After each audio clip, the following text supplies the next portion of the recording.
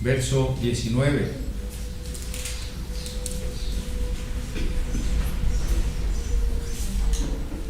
Y habiendo destruido 7 naciones en la tierra de Canaán, les dio en herencia su territorio. Yo no sé si el domingo pasado alguien se quedó con la idea de que soy antijudío, de que soy antisemita. No soy antisemita, no soy antijudío. Tenemos muy buena amistad con judíos y hemos hecho actividades con instituciones judías. Pero no debemos confundir ni religiones, ni nacionalidades, ni razas, ni lenguas con la nueva creación. La nueva creación es otra cosa, ¿no? Eso es muy importante. No distinguir o a privilegiar o a despreciar, pero fíjense que estoy diciendo ni a privilegiar a ciertas personas porque son de tal lengua o de tal raza o de tal religión. En Cristo Jesús, en la nueva creación, todos somos hijos de Dios y todos somos iguales. ¿Se acuerda cuando Pablo dice, la circuncisión no vale nada, la incircuncisión no vale nada, sino la nueva criatura? La circuncisión es ser judío, no vale nada, dice Pablo en Gálatas. La incircuncisión, o sea, no ser judío, tampoco vale nada, no está menospreciando a los judíos. Esas dos religiones, razas, posturas, no valen nada. El hebreo no vale nada, el griego no vale nada, el español no vale nada. En este sentido, de lo que vale para la vida eterna, lo que vale para Dios, es la nueva creación. Que Cristo nos ha hecho criaturas nuevas. Las cosas viejas pasaron, todas son hechas nuevas.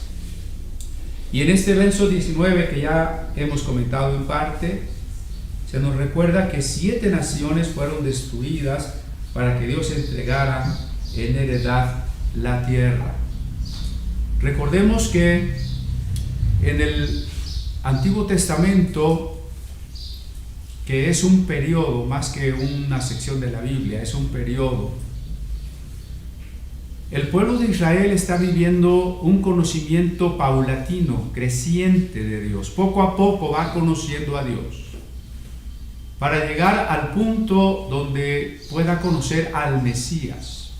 El título de nuestra plática es La promesa a Israel.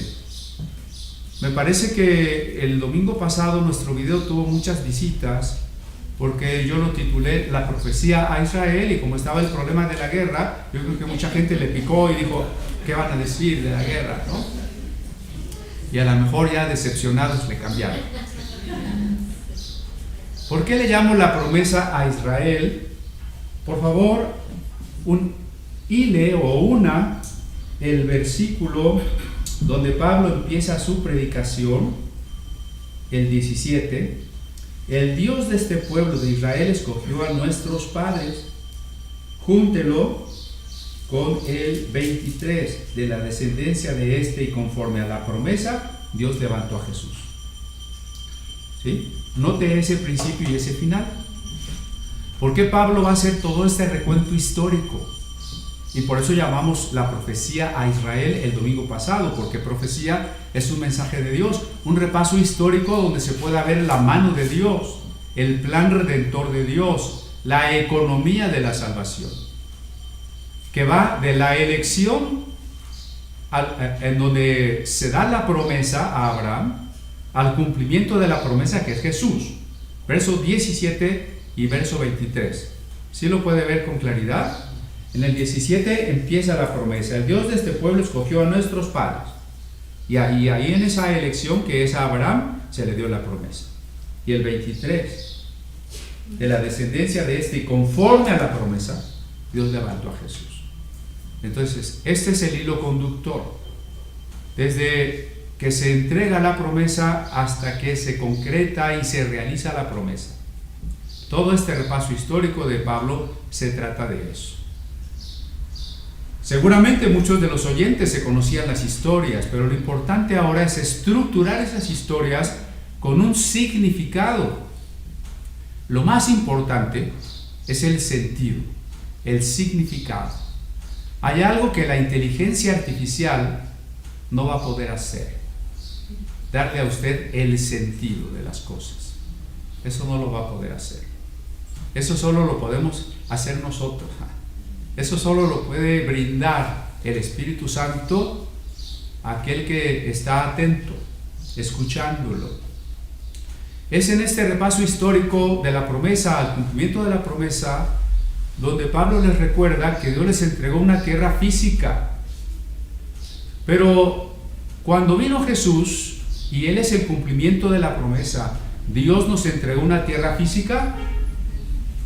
La respuesta es no.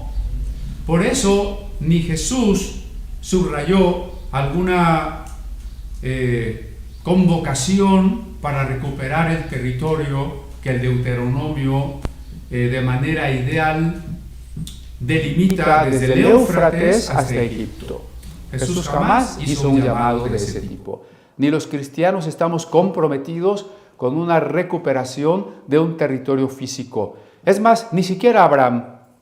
¿Se acuerda en la carta a los Hebreos cuando dice que Abraham nunca recibió esa tierra prometida? Y luego añade, porque él sabía o porque él iba en pos de una tierra que no era en este mundo, sino de una patria celestial. Entonces, cuando nosotros nos involucramos, queremos buscar profecías y queremos buscar acciones de Dios para la recuperación de un territorio físico, estamos perdiendo de vista que el reino de Dios no es un territorio físico, que Abraham finalmente no recibió y tampoco esperó un territorio físico. Esto es muy importante y entonces por eso estas historias para nosotros son tipológicas, es decir, nos señalan hacia algo. Por lo pronto tendríamos que distinguir entre estos enemigos mencionados aquí, las 7 naciones, hititas, amorreos, jebuseos, etc., y otros como los egipcios, los cananitas, los persas. Tenemos que distinguir entre su sentido simbólico y su connotación o significación histórica real. Egipto en su sentido simbólico representa la vida sin Dios, El tiempo de los hebreos en Egipto representa la esclavitud en el pecado. El faraón podría representar al opresor, incluso al diablo. Y por eso nosotros cantamos un canto muy alegre, ¿no? Echó a la mar, ¿no? Jinete y caballo, ¿sí? Claro, pero eso es en términos simbólicos. Imagínense en un sentido de personas reales y diríamos, no, qué bueno que se ahogaron, qué bueno que les cayó una bomba. Ya pareceríamos de película gringa, ¿no? En las películas gringas el héroe gringo siempre mata coreanos, cubanos, árabes, comunistas, como si fueran zombies, muñecos, que no son seres humanos, que no valen nada, ¿no? No, nosotros no vemos a los egipcios, a los cananitas, a los amorreos, en su sentido histórico como personas que no valen nada. En su sentido histórico, Egipto fue una gran potencia, una cultura en términos, entiéndase bien, culturales, incluso superior a los judíos y más antigua. Y todavía existen. Y cuando Cristo murió en la cruz del Calvario, murió por los egipcios también. Y murió por los cananitas y por los palestinos también. Y murió por los de Irán. ¿Usted sabe que en la Biblia Irán ya existía? En las historias bíblicas, ¿qué relaciona entre Irán e Israel?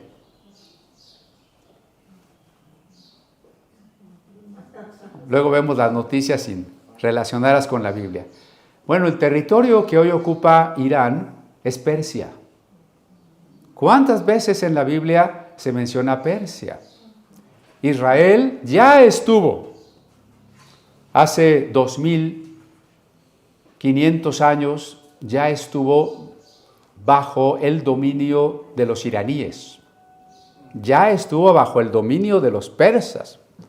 Ahora fue un gran rey de los persas quien le dio a los judíos la oportunidad de regresar a su tierra y reconstruir su templo, Ciro el Grande. De tal manera que los profetas, como Isaías, le llaman a Ciro el ungido de Jehová. ¡Ah, caray!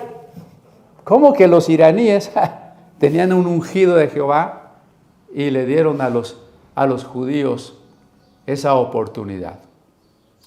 Claro, tenemos que distinguir entre el valor simbólico de los enemigos del judaísmo, que en los términos espirituales representa toda potencia enemiga de Dios y por tanto del cristiano, de su valor histórico real y concreto, en el que todos los seres humanos, iraníes, insisto, palestinos, árabes, rusos, son amados por Cristo. Cristo murió por ellos. Y por eso no debemos dejarnos confundir cuando la gente busca cierto tipo de profecías, ¿no? Porque esta frase que yo dije que Israel no es nada en la profecía de nuestros tiempos, sí causa escozor. ¿Cómo que Israel no?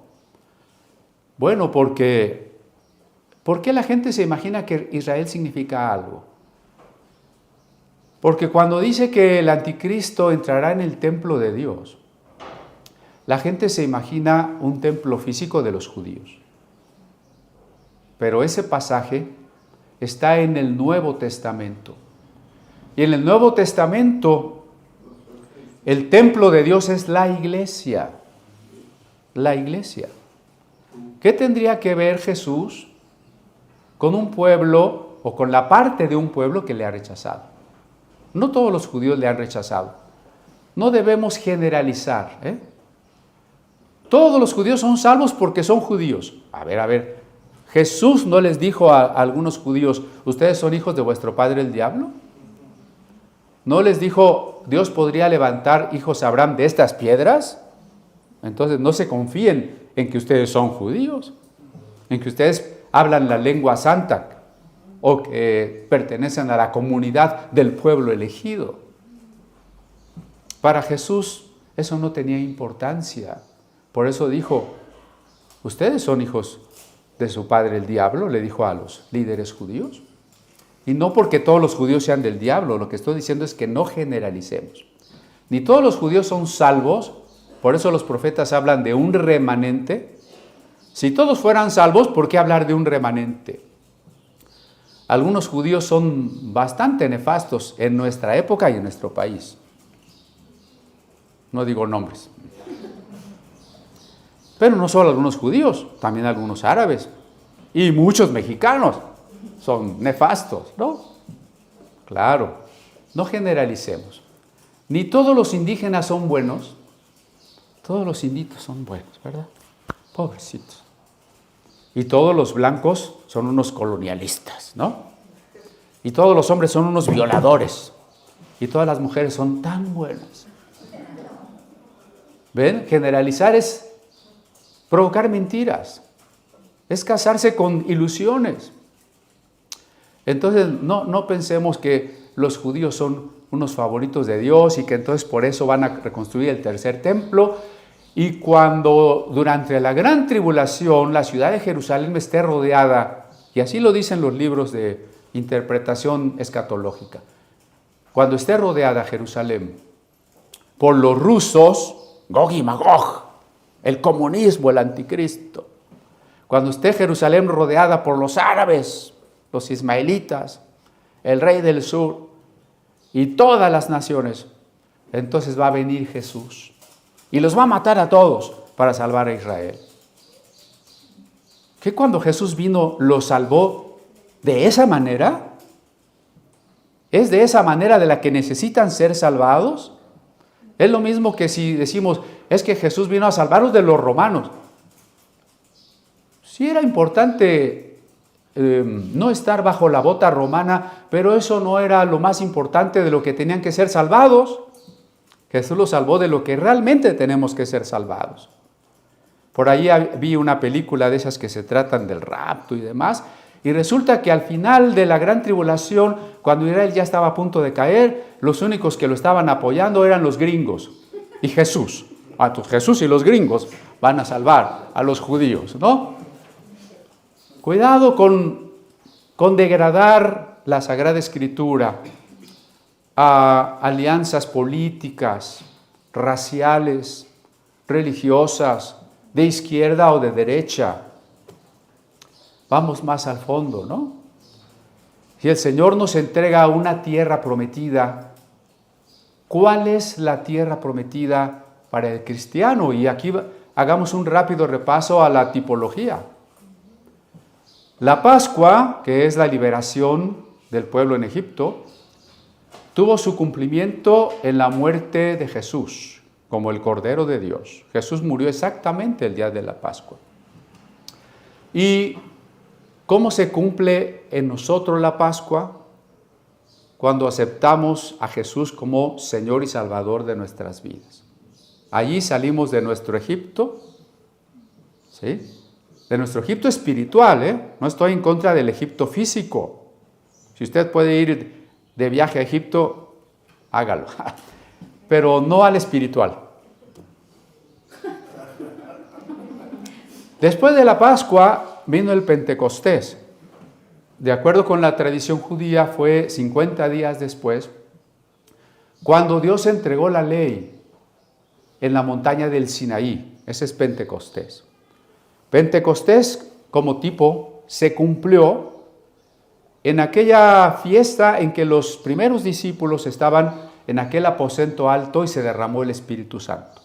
Allí se cumplió la fiesta del Pentecostés porque aquellas tablas que Moisés recibió en piedra se convertían, gracias al bautismo del Espíritu Santo, en la ley de Dios escrita en los corazones de los creyentes. Allí se cumplió Pentecostés.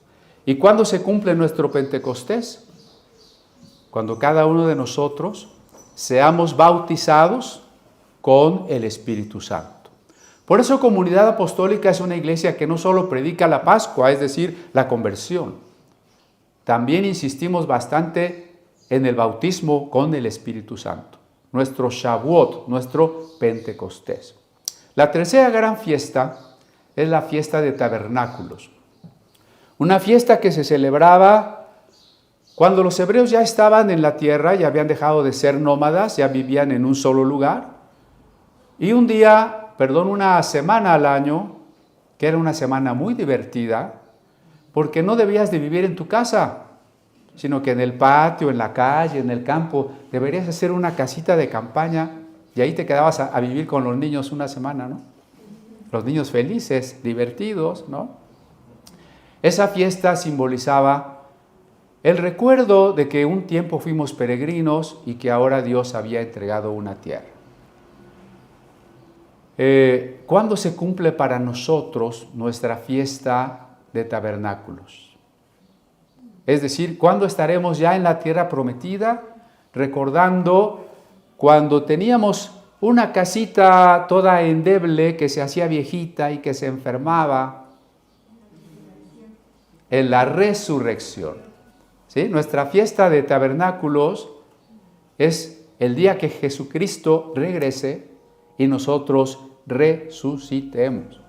Recuerde la segunda carta a los Corintios en su capítulo 5, cuando Pablo dice, tenemos este tabernáculo. Tabernáculo es esa palabra elegante, porque Casiodoro de Reina era muy elegante. Tabernáculo quiere decir tienda de campaña. Y lo que está diciendo es que mi cuerpo es una tienda de campaña. Que a lo mejor cuando la compré estaba muy bonita, pero pues ahora ya está toda cochina, ya está toda rota, toda arrugada. O sea, mi cuerpo, ¿no? Que no va a durar como dura una casa. Pero esperamos de Dios, sigue diciendo Pablo allí en 2 Corintios 5, un edificio no hecho de manos, o sea, un cuerpo resucitado. Nuestra tienda de campaña, en la que hoy somos peregrinos, en la que Jesús también habitó, porque Juan 1:14 dice, y aquel verbo, aquella palabra de Dios, se hizo carne y puso su tabernáculo entre nosotros. Pero un día se cumplió la fiesta de tabernáculos en la resurrección de Cristo, y se cumplirá en nosotros cuando resucitemos. Y por eso nuestra tierra prometida no es aquí, no es aquí.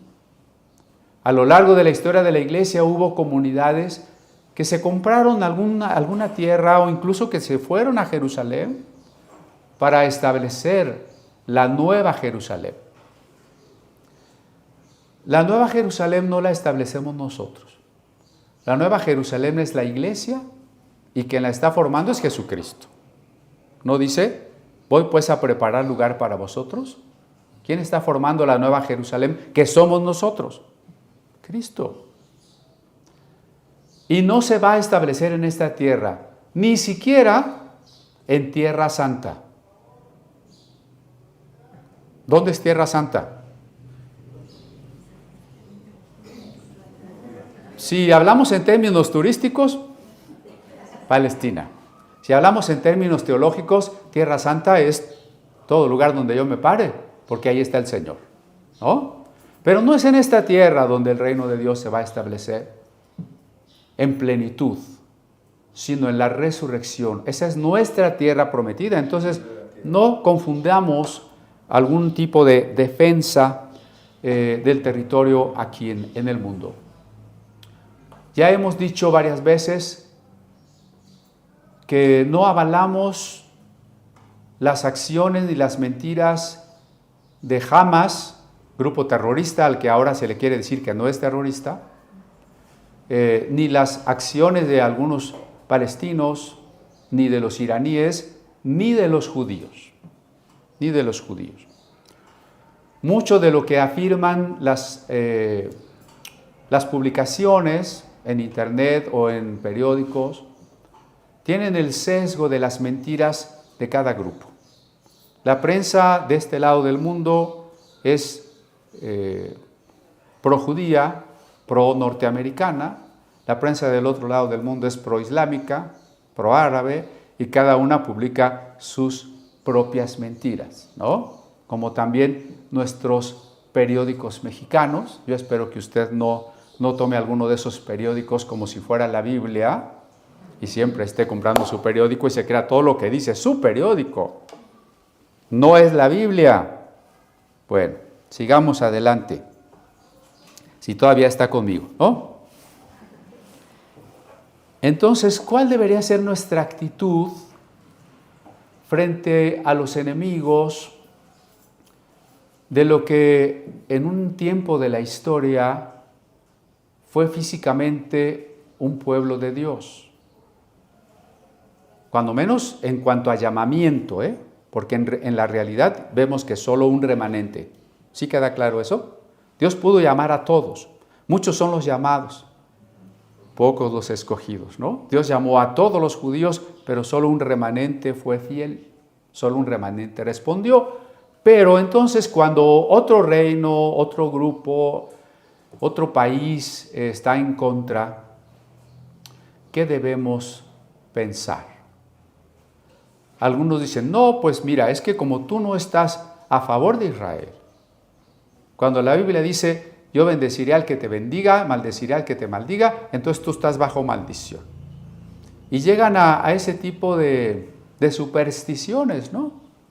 Por allá se murió presidente de Venezuela y dijeron, se murió porque blasfemó contra Israel. Bueno, no es que yo sea admirador del expresidente de Venezuela, de ninguna manera. Pero si se murieran todos los que están a favor de los judíos, pues habría puros, en contra de los judíos, solo existirían los que están a favor de los judíos, ¿no? ¿Sí me entienden? Ahora, quien bendiga a la descendencia de Abraham o la maldiga, otra vez la pregunta, ¿y quién es la descendencia de Abraham? Romanos 4, Gálatas 4. ¿Quién es la descendencia de Abraham? Los que han creído, porque son los que han recibido la promesa. ¿No estamos hablando de la promesa? A ver, los hijos de Abraham, levanten la mano.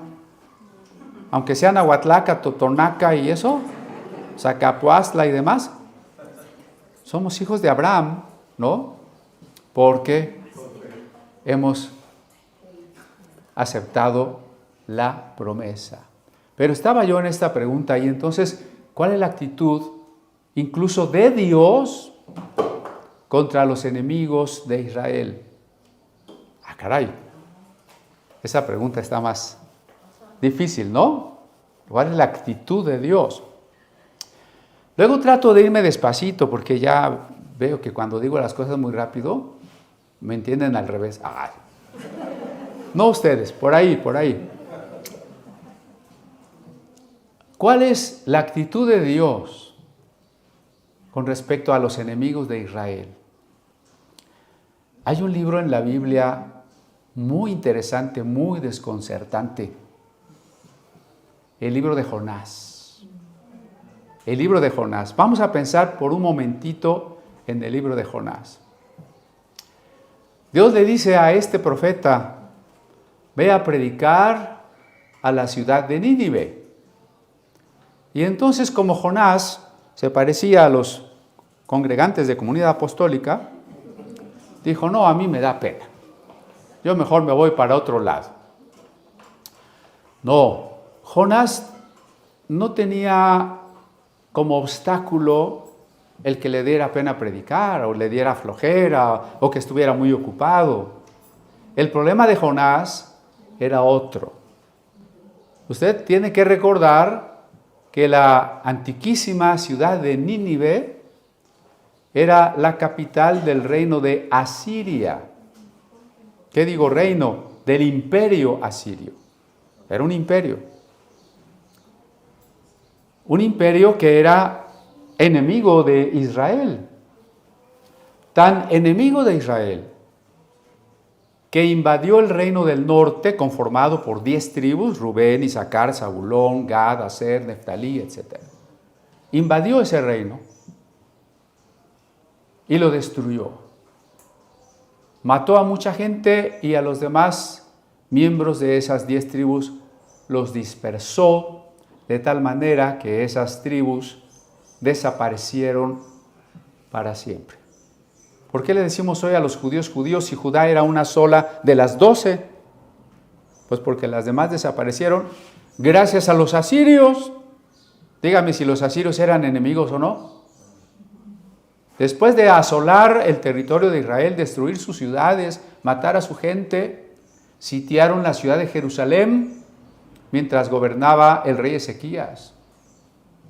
Esos son los asirios. Su capital, ahí donde vivía su rey, Asurbanipal, estaba en Nínive. Y entonces Dios le dice a Jonás, ve y predica a los de Nínive. Diles que se arrepientan para que yo no los destruya. Haga la traducción. Predíquenle hoy a los persas iraníes que Dios no quiere destruirlos, sino que los ama y los quiere perdonar. Díganle a los palestinos que Dios los quiere perdonar. Díganle a los rusos que Dios los quiere perdonar. Y entonces Jonás dice, no, Dios, si tú los quieres perdonar, si se arrepienten, pues mejor que no se arrepientan. Y entonces mejor yo no les predico para que así no sepan y tú los destruyas. ¿No? Nos conviene que los destruyas, porque si no los destruyes, ellos nos van a destruir a nosotros. Entonces nosotros como Jonás nos quedamos en el nivel de las pugnas políticas. Es que estos nos van a destruir. Es que nosotros mejor los destruimos primero. Y Dios va más allá de las pugnas políticas, a veces casi como si no le interesara. Yo recuerdo recuerdo haber leído, no estaba yo, pero haber leído, que llega un joven con Jesús y le dice, maestro, dile a mi hermano que reparta conmigo la herencia. Y Jesús dice, ¿a mí quién me puso por juez de esas cosas? Entonces usted no se ponga como juez de ese tipo de cosas. Dios va más allá y dice, sí me interesan las 10 tribus, sí me interesa Jerusalén, pero también me interesan los asirios. Ve y diles que se arrepientan. Y entonces usted sabe que Jonás dice, Nínive está para allá, mejor me voy a Grecia, está para allá. Y se va para Grecia, toma un barco y se hunde en el barco. Y entonces se lo traga un tiburón y se lo mastica, y se lo digiere. Oh, sí. No es Pinocho. Y estando muerto, allá esa alma nuestra que pervive al cuerpo, Jonás ora y se arrepiente y le pide a Dios que le muestre los caminos de la vida, profetizando de esa manera la resurrección de Cristo. Y efectivamente, a los 3 días, Dios resucita a Jonás. Y entonces Jonás se va camino a Nínive. Y entonces empieza a predicar de mala gana. No crean que con gran pasión y amor por las almas. Estoy seguro que Jonás andaba predicando de mala gana. Y les dice que se arrepientan. Porque si no se arrepienten, Nínive será destruida en 40 días. Por eso cuando alguien malentiende la predestinación, cuando alguien cree que predestinación significa que Dios ya decidió que estos se salven y que estos se pierdan, yo les digo, no, ya te cambiaste a la religión griega, al culto a Dionisios, al teatro trágico, ya te cambiaste. Porque las cosas que Dios quiere no están escritas y van a pasar quieras o no quieras. El mensaje de Dios es diferente. Yo te pongo estas 2 opciones. Si te arrepientes, no voy a destruir la ciudad. Si no te arrepientes, te voy a destruir. No nos enfrentamos a un destino inevitable. Nos enfrentamos a una decisión humana. Entonces, ¿qué es la predestinación? Que Dios tiene preparado algo para mí, pero que yo necesito recibirlo, necesito quererlo. No es una fatalidad, no es un destino. ¿Sí me explico? Ahí está el ejemplo. Jonás se queda, una vez que termina de predicar 3 días, 37 días se queda esperando a ver si se destruye o no la ciudad.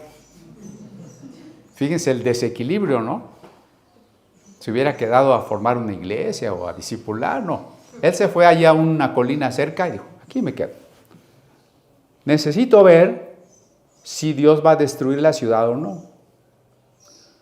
Por eso no es un destino fatal, porque si fuera un destino fatal el concepto bíblico, Jonás se hubiera ido tranquilamente a su casa. En 40 días los van a destruir, ya me voy. Por fe ya sé que los van a destruir. No, Jonás no sabe qué va a hacer Dios al final. Porque Dios, siendo soberano y todopoderoso, está esperando la respuesta humana. Por eso Jonás no puede saber. Y se queda, y cuando llega el día 40, con reloj en mano, no, creo que no se habían inventado los relojes, pero se enoja y dice, no destruyó la ciudad. Te dije, Señor, por eso no quería venir. Porque al no haber tú destruido a Nínive, ahora ellos nos van a destruir a nosotros. Te lo dije, ¿por qué no quería venir? Y el libro de Jonás cierra diciendo, ¿cómo no voy a tener yo compasión de esta ciudad? ¿No? Entonces, la compasión de Dios por todos los pueblos, por todas las personas, más allá de los errores de sus maravillosos y egregios gobernantes. Dios ama a los pueblos. ¿Sí? Dios ama a todas las personas. Y seguimos leyendo en el versículo 20. Después, como por 450 años, Dios les dio jueces hasta el profeta Samuel. Como por 450 años, Nos está subrayando el valor simbólico de las cifras, porque si usted se pone a hacer algunas cuentas, va a ver que no coincide con algunos otros relatos de la Biblia. Y hay quien realmente se pone de manera meticulosa a hacer cuentas de cuánto tiempo vivieron los patriarcas y que cuándo nació fulano de tal y cuántos años tiene el mundo. Eso es en principio ya es un error hermenéutico. El que haga esas cuentas está perdiendo el tiempo. Se está devanando los sesos, en vano. Las cifras en la Biblia son simbólicas. Este 450 bien puede asimilarse a los múltiplos de 40 que significa la prueba. Como los 400 años entre Abraham y la ley, entre la promesa y la ley. O los 400 años de esclavitud, siempre aproximados porque nunca se dan. Por allá Esteban dijo 430 años y así. No importa. Tomemos la cifra como un periodo que se llama de los jueces, en hebreo shoftim, jueces, que no son jueces al estilo del poder judicial contemporáneo. Shofet, juez, podríamos traducirlo como líder, dirigente, sí también una especie de persona que dirime pleitos, pero sobre todo que guía al pueblo en la guerra, o que incluso a veces tiene la función profética. Es un concepto más amplio, ¿no?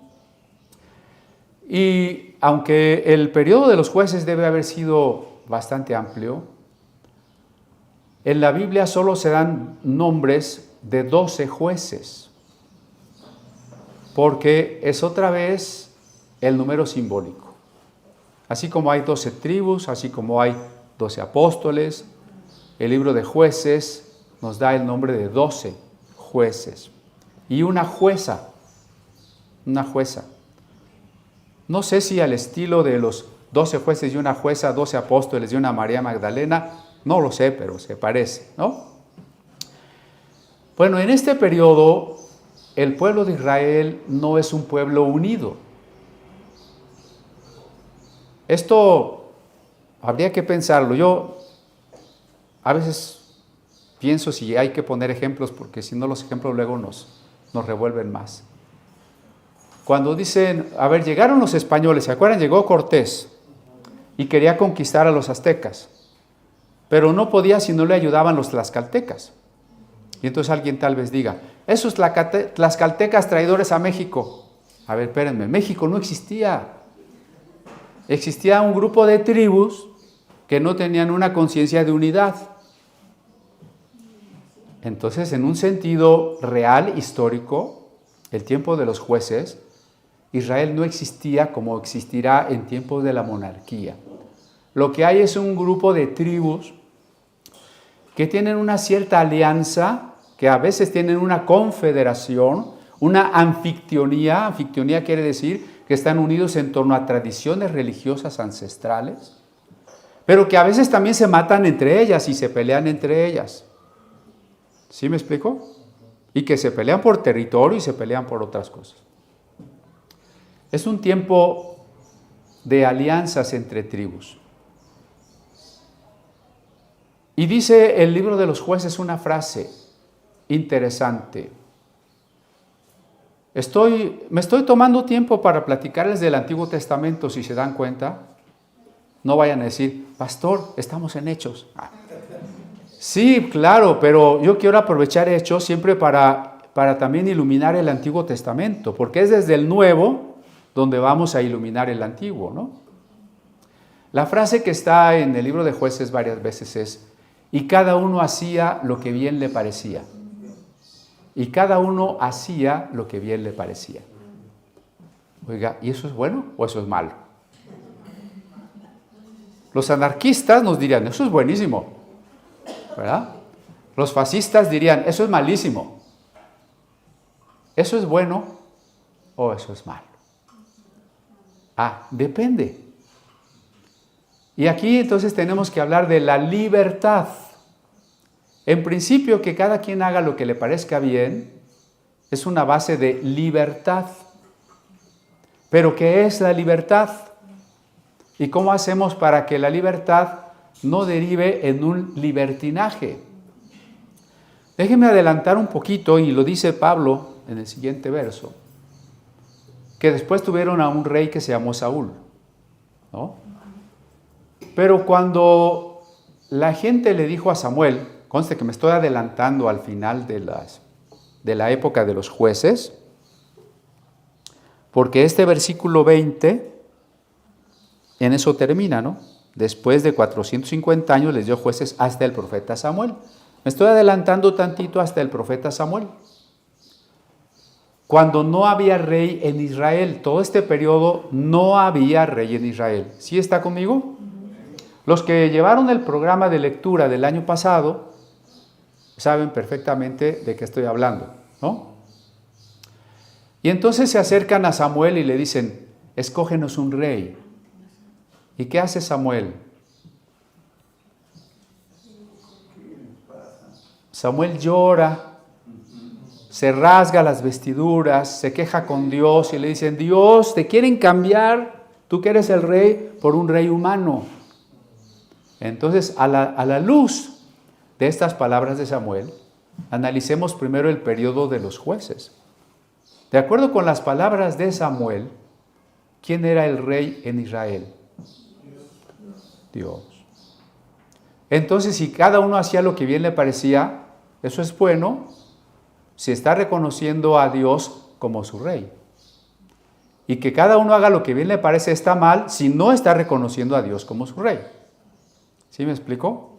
Este es un problema que también existe hoy entre el concepto de autonomía y el concepto de heteronomía. A veces no los meto en problemas complicados, ¿no? Ya me están viendo como más bien ya se están acomodando para dormir. A ver, autos quiere decir yo mismo y nomos ley.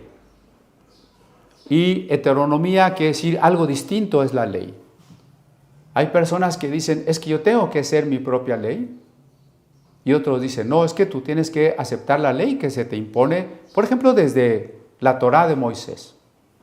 ¿Cuál de las dos maneras es la correcta para el cristiano? ¿Que él sea su propia ley? A algunos eso les espantaría mucho. O que simplemente aceptemos las normas de la Biblia, y en algunas denominaciones se dice, y los mandamientos de la iglesia. Y ya, ¿no? Bueno, aquí a lo que nosotros tendríamos que arribar es a otro término, la teonomía, la ley de Dios, pero no como algo que se impone desde fuera. Si es que acá está la ley, y desde fuera se me dice. Por el Espíritu Santo que vive en mí, hay una convivencia amorosa entre Él y yo. Y de esa manera, el Espíritu Santo me ayuda a madurar como persona, a madurar en mi intelecto y en mi voluntad. Y como es una comunión amorosa, recuerden que en toda comunión amorosa hay una coincidencia de voluntades. Y entonces yo actúo de acuerdo con la ley de Dios por iniciativa mía. ¿Cómo es eso posible? ¿Cómo superamos la separación entre que cada quien haga lo que quiera o que nos pongan un rey que nos haga obedecer lo que tenemos que obedecer? Cuando desde dentro de nosotros podemos vivir la voluntad de Dios, no como títeres movidos por Dios, sino como una comunión amorosa entre dos personas, Dios y yo. Y gracias a esa comunión amorosa, gracias a lo que ese amor produce, en mí se generan nuevos pensamientos, deseos, decisiones, acciones. Esa es la conducta que viene de las decisiones del individuo. Acuérdense que estamos hechos para decidir. El ser humano es un ser para la decisión. Si usted ha vivido pensando que es que tiene que pasar lo que tiene que pasar, entonces no es un ser para la decisión. Si usted ha vivido pensando que va a pasar lo que Dios quiera, no ha entendido que usted es un ser para la decisión. Los seres humanos fueron creados por Dios para que decidan. No desde el principio le dijo Dios a Adán, no comas de este fruto, come de estos otros frutos, ponle este nombre a los animales, ten muchos hijos, únete a tu esposa. O sea, Dios lo invitó a tomar decisiones. No podemos dejar de tomar decisiones y pensar que no decidimos es una decisión. Es la decisión de dejarnos llevar por vientos y mareas, como un barquito sin rumbo. Somos seres para la decisión. Y por eso cuando en el periodo de los jueces se dice, cada uno hacía lo que bien le parecía, si esa acción de lo que bien me parece es una acción libre, es maravilloso. ¿En qué consiste la acción libre?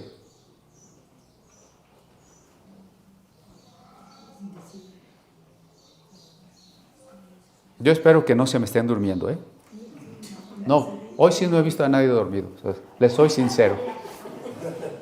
A menos que haya quedado con los ojos abiertos.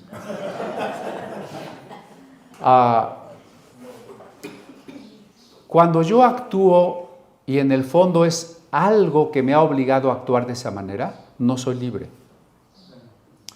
Entonces, si yo, por ejemplo, acepté con mis amigos que nos drogáramos y me siento muy libre porque pues yo puedo hacer lo que yo quiera, en realidad no soy libre porque estoy actuando bajo la presión social y después bajo la estupidización de un, así se llaman, estupefaciente, ¿no?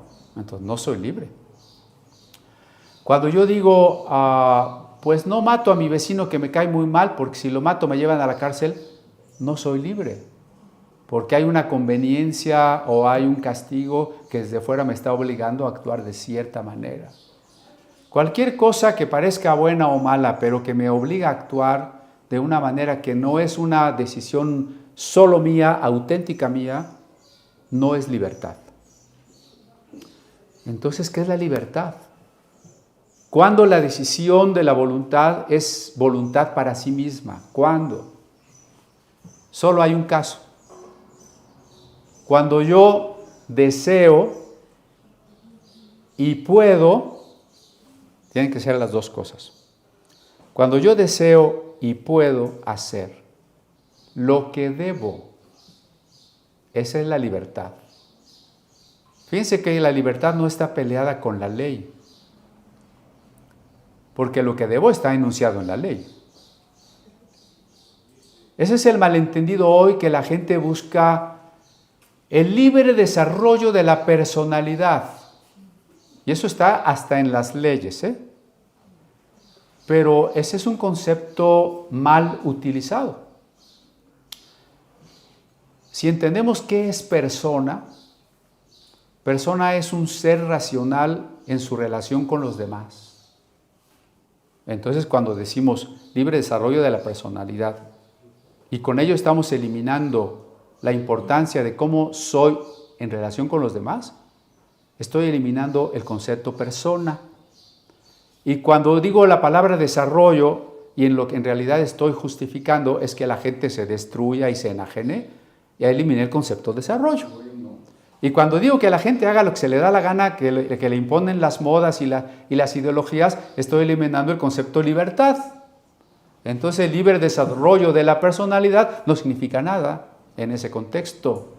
¿Sí me explico? O significa todo lo contrario de lo que debería significar.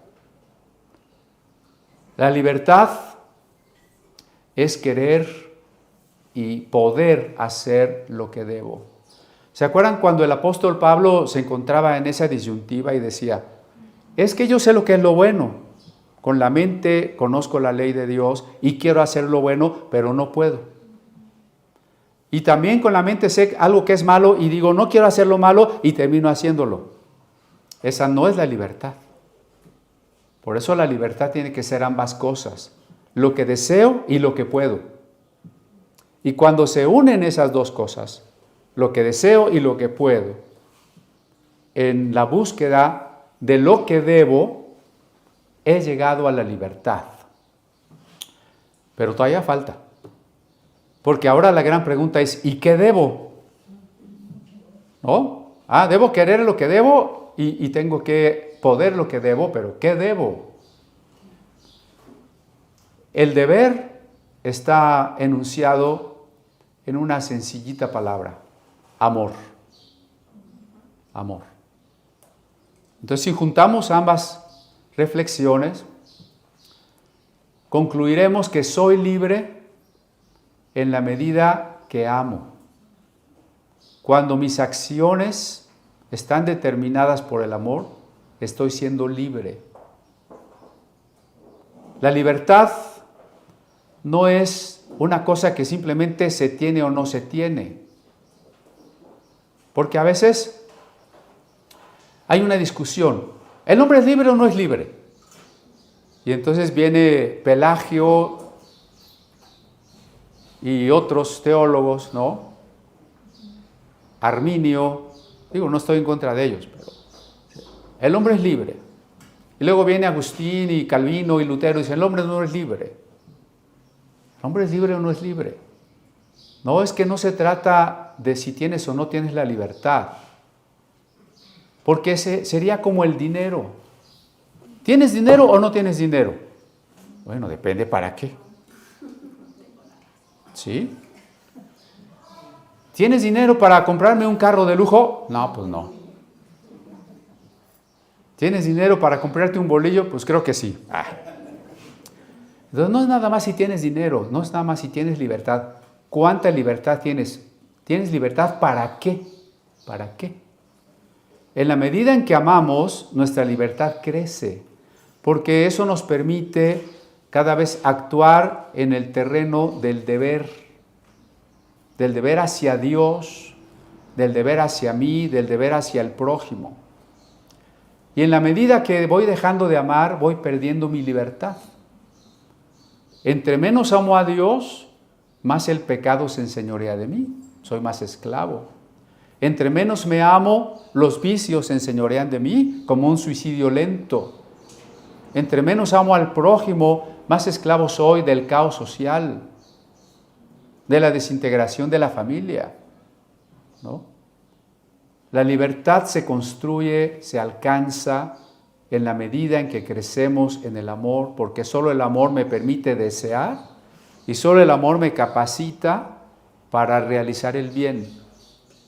Y en cambio, todo lo contrario a Dios, todo lo contrario al amor, es pérdida de libertad. Y por eso vamos a encontrar en el libro de los Jueces personas que caminaron con Dios y muchas personas que no caminaron por Dios. Porque en este hacer cada uno lo que bien le parecía, resultó que para muchos eso se convirtió en libertinaje. El libertinaje es esclavitud. El libertinaje es desorden. El libertinaje es destructivo. Es alejamiento de Dios. Y entonces encontramos algunos relatos en el libro de los Jueces verdaderamente desconcertantes, ¿no? Un levita que iba de viaje llegó a cierta ciudad y resulta que los pobladores de esa ciudad, en vez de cumplir el sagrado deber de la hospitalidad, violaron a su pareja, a su concubina. Y la violaron tumultuariamente de tal manera que la mataron. Caray, ese es el pueblo escogido, ¿eh? El pueblo escogido. Entonces este levita, ¿saben qué hizo? Partió el cadáver en pedacitos y mandó mensajeros con cada pedacito a las otras tribus. Híjole, no sé si ¿eso está en la Biblia? Parece una novela roja, ¿no? Y entonces cuando las tribus recibieron esos pedacitos, hicieron una confederación y destruyeron a esta tribu malvada. Y episodios como esos están en el libro de los Jueces, ¿no? Historias como la de Samsón. Samsón, que pudo haber caminado en libertad, en amor, pero que caminó en libertinaje. Un libertinaje a veces desconcertante, ¿no? Resulta que Samsón era tan fuerte que pudo cargar las puertas de la ciudad de Gaza, por cierto, una ciudad palestina, ¿no? Gaza, que está en las noticias ahora. Samsón cargó las puertas de Gaza porque Dios le dio fuerza. Pues sí, oye, pero ¿y Samsón a qué había ido a Gaza? Pues a acostarse con una prostituta. ¡Ah! ¿Sí ven? Esto es el libro de los Jueces, donde tenemos que entender qué significa la libertad y por qué Pablo les está diciendo que el periodo de los jueces no es más que parte del camino hacia la promesa. Y entonces esto sucedió así hasta los tiempos de Samuel, un ciclo que era: el pueblo de Dios se apartaba de Dios, entonces las tribus vecinas, moabitas, edomitas, amonitas, filisteos o cualquiera, los dominaba. Y en su opresión ellos clamaban a Dios y pedían liberación. Dios les levantaba un juez y los liberaba, y el pueblo se arrepentía y poco tiempo después volvía a apartarse de Dios. Y el libro de Jueces es este ciclo repetido 20 o 30 veces, ¿no? Dios me salva y yo vuelvo a lo mío y vuelvo a la opresión y le vuelvo a pedir que me libere y otra vez. Ese fue el camino que ellos anduvieron. Por eso llegó un momento en que pensaron que para ya no ser dominados por los vecinos, mejor constituirían un reino fuerte y así se podrían defender de todos. ¿Sí ven el argumento equivocado? En vez de decir caminemos con Dios y que Dios nos defienda, que Dios sea nuestra unidad, nuestra salvación, nuestra meta, hagámonos una organización humana como los pueblos vecinos, pongamos un rey, hagámonos un ejército y entonces sí nos peleamos con nuestros enemigos. Y es que si somos cuidadosos, muchas de las decisiones del actual Israel como Estado y muchas de las decisiones de las iglesias son de este tipo. Organicémonos, resolvamos las cosas de manera administrativa, organizativa, financiera, a partir de relaciones públicas. Dios no está pidiendo eso. Dios está pidiendo una sola cosa: entrégate a mí. La iglesia que dice, bueno, para que el próximo régimen estemos bien, vamos a aliarnos con los candidatos y cuando veamos que ya va ganando uno, pues ya vamos con él y le decimos que lo apoyamos y que quedemos bien políticamente los próximos 6 años. Si lo invitan a eso, hermano, no vaya. Y si lo invitan a un desayuno con políticos, no vaya. Y si le van a regalar un bulto de cemento para la iglesia, no vaya. Muchos pastores se venden por eso. Es muy triste reconocerlo, Iglesias y organizaciones paraeclesiásticas están andando en el nivel de estos hebreos que quieren constituirse un gobierno para estar a salvo y han perdido de vista lo que significaba la libertad con Dios, lo que significaba que Dios tenía que ser el rey de nosotros. Por eso tantas ramas del cristianismo tienen su vicario de Cristo.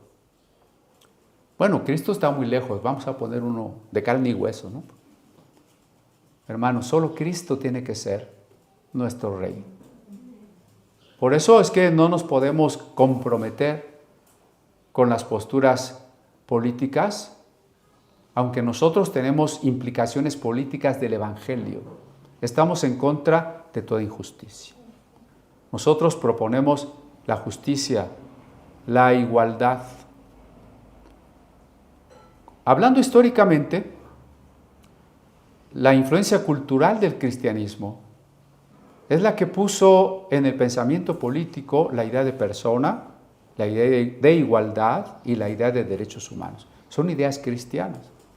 Lo que pasa es que la gente ya se las llevó y ya no se acuerda que son cristianas. ¿Sí? Pero vamos adelante. Yo creo que no nos va a dar tiempo más que de otro versículo si acaso. Luego pidieron rey. Pidieron rey. Ya, a eso ya me adelanté. Ya les platiqué que vinieron con Samuel y les dijeron, constitúyenos un rey.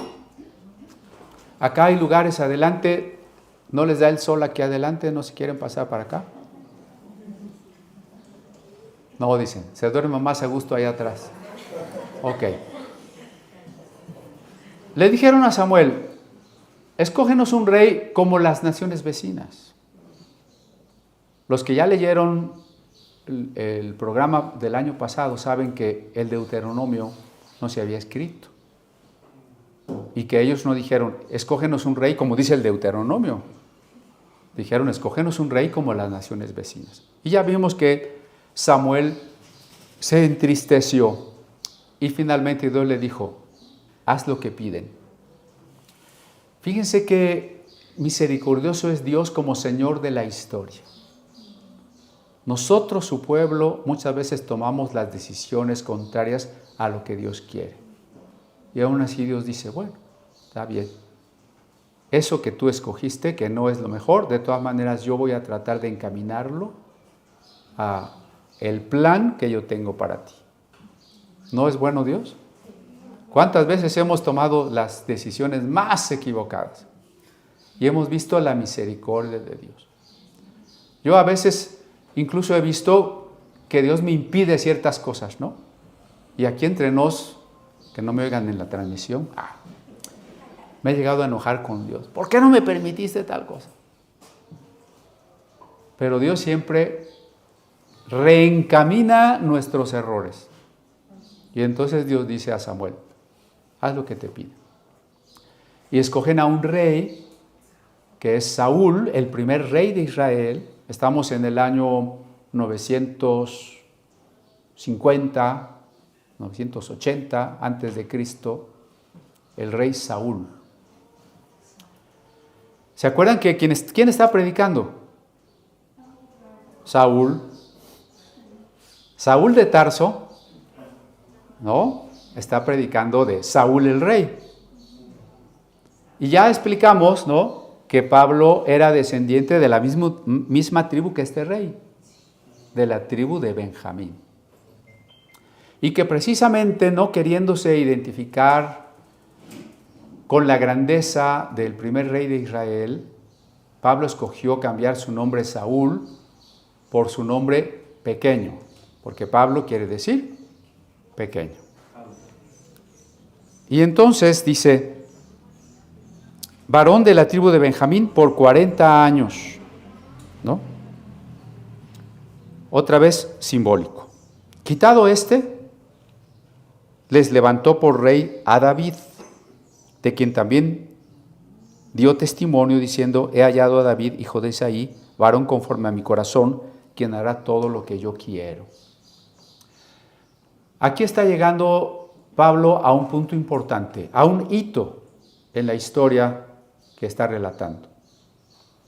Ese punto es que David es el símbolo del apogeo del reino israelita. Y es precisamente a David a quien se le reitera la promesa que se le había dado a Abraham. Se le da en otros términos. En los tiempos de Abraham no vivían los patriarcas en un sistema de reyes. Dios no le habló a Abraham en términos de reyes, pero ahora que David y los hebreos de ese tiempo viven en un régimen de reyes, entonces Dios les habla en esos términos.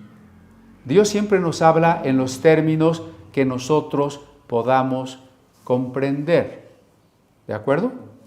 Y si alguna palabra de la que digo usted dice, pues no le comprendí, puede preguntar, me puede buscar, ¿sí? Con mucho gusto le puedo tratar de contestar.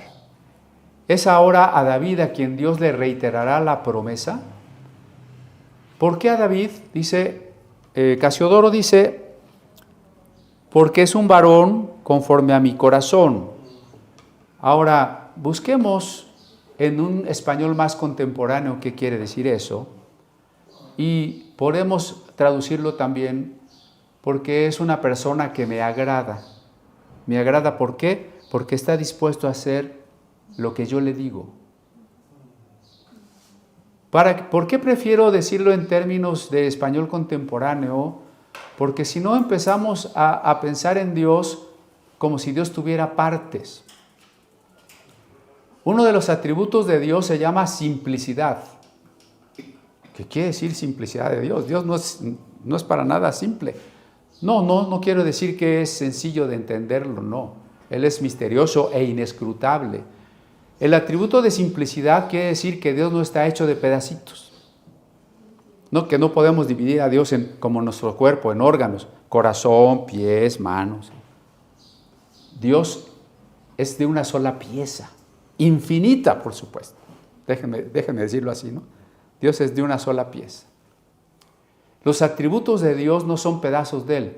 Mira, este pedacito de Dios es el amor, acá hay otro pedacito, justicia, santidad, soberanía. Junta todos sus pedacitos y ya es Dios. No, Dios no es un rompecabezas, no es una máquina hecha de piezas, no es un cuerpo lleno de órganos que hay que integrar. Dios es simple, no tiene partes.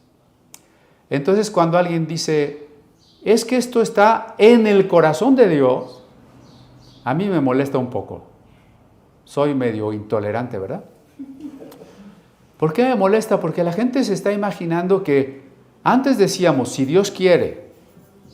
Ahora ya no nos conformamos con decir si Dios quiere. Ahora decimos, si Dios quiere, pero desde su corazón. O sea, lo quiere más todavía.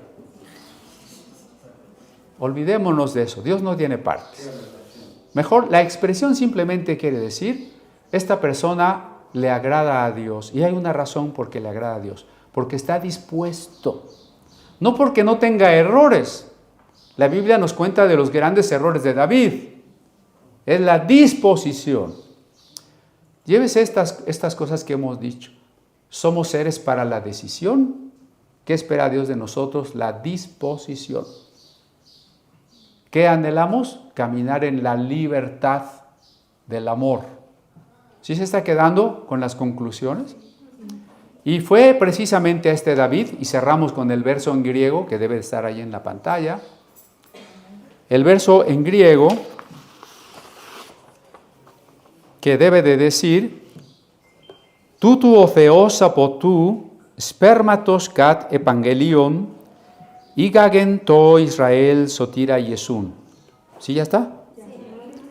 Mire, tuto o theos, desde este, o theos, Dios, apotu spermatos, levantó una descendencia. Fíjense qué interesante la raíz spermatos, como descendencia, ¿sí? O sea, de ahí también la célula del hombre. Kat epangelian, promesa. Promesa lleva la misma raíz que evangelio, Evangelian. Y Gagen suscitó, levantó, Israel, para Israel, Sotira, un Salvador, Yesú, Jesús. Y por ahí comenzamos la plática. La promesa de Dios para Israel es Jesucristo. No es liberarlo de ejércitos que lo invadan. La promesa para Israel no es que van a reconstruir su templo y van a recuperar su territorio. La promesa para Israel no es que van a ser la nación más poderosa, rica, inteligente y bella del mundo. La promesa de Dios para Israel es Jesucristo. Jesucristo. Y Él es la promesa también para nosotros. Entonces no nos movamos abajo solamente en esos niveles de la política. Y no es que no nos demos cuenta. Tenemos que ser expertos en eso. Hermano, segundo final. Final 2. No es que, yo soy tan espiritual que solo leo la Biblia, el periódico no. Usted tiene que ser experto en política. Por ahí decía,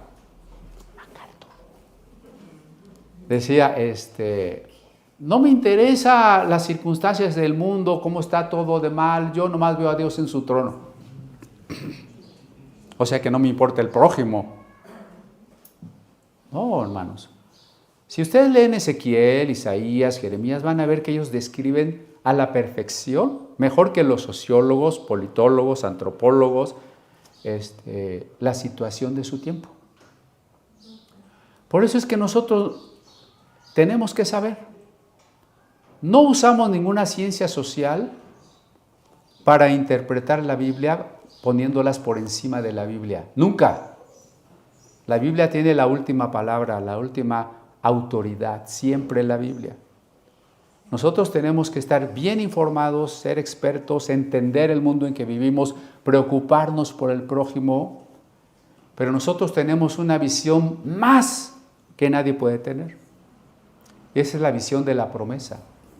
Esa es la visión de lo que Dios quería para Nínive.